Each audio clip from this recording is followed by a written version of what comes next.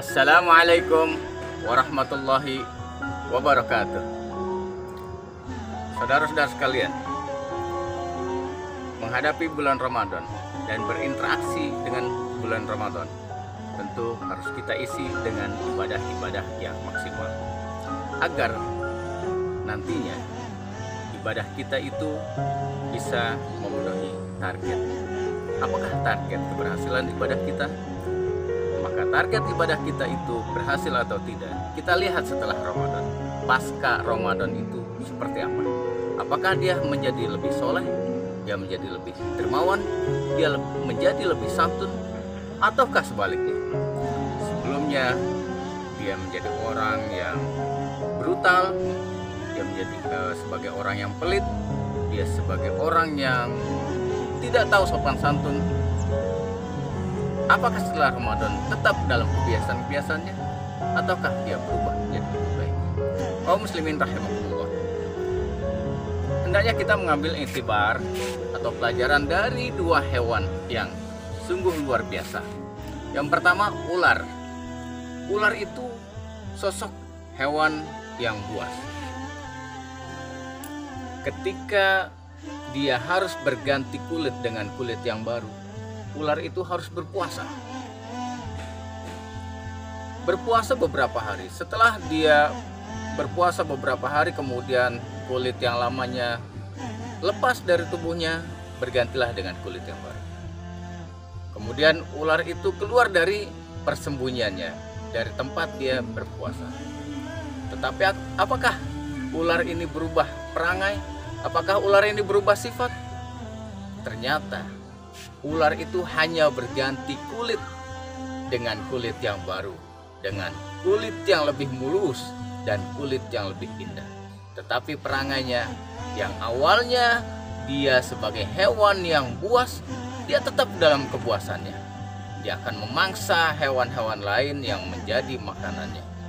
Ini artinya bahwa orang yang berpuasa setelah Ramadan, perangainya, sifatnya, tabiatnya tidak berubah dengan sebelum Ramadan, maka dia sama seperti tabiat ular. Puasanya tidak membawa pengaruh apapun. Kaum muslimin rahimakumullah. Lain halnya dengan ulat. Ulat itu hewan kecil yang orang lain merasa jijik, merasa takut, merasa geli. Bahkan ketika dikasih pun seseorang tidak mau karena dia merasa geli, gatal dan lain sebagainya. Ulat ini memiliki daur kehidupan atau metamorfosis yang memang sudah Allah takdirkan. Beberapa hari yang telah ditentukan dia berpuasa di dalam kepompong. Setelah beberapa hari selesai puasa, dia keluar bukan lagi sebagai ulat, tapi dia keluar sebagai kupu-kupu. Ulat yang tadinya orang merasa jijik, merasa geli, merasa gatal dengannya, setelah dia berubah menjadi kupu-kupu lantaran dia berpuasa, maka semua orang, bahkan hampir dikatakan sebagian orang, senang dengan kupu-kupu. Dan lihatlah kupu-kupu ketika dia hinggap di bunga atau di dahan pohon, di ranting pohon, tidak ada ranting pohon yang patah. Ini artinya bahwa keberadaannya tidak membuat resah dan tidak membahayakan. Kupu-kupu ketika hinggap di bunga, dia justru membantu penyerbukan dan pembuahan bagi bunga itu sendiri menjadi buah. Ini artinya juga bahwa kupu-kupu itu bermanfaat.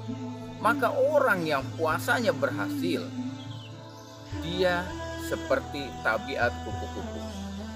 Dia membawa manfaat bagi banyak orang. Tidak pernah meresahkan orang. Di mana dia tinggal, di mana dia berada, tidak ada orang yang merasa tersakiti. Tidak ada masyarakat yang terusik. Itulah sifat kaum muslimin, sifat orang mukmin yang puasanya berhasil. Bahkan orang yang puasanya berhasil selalu menebar manfaat di mana dia berada.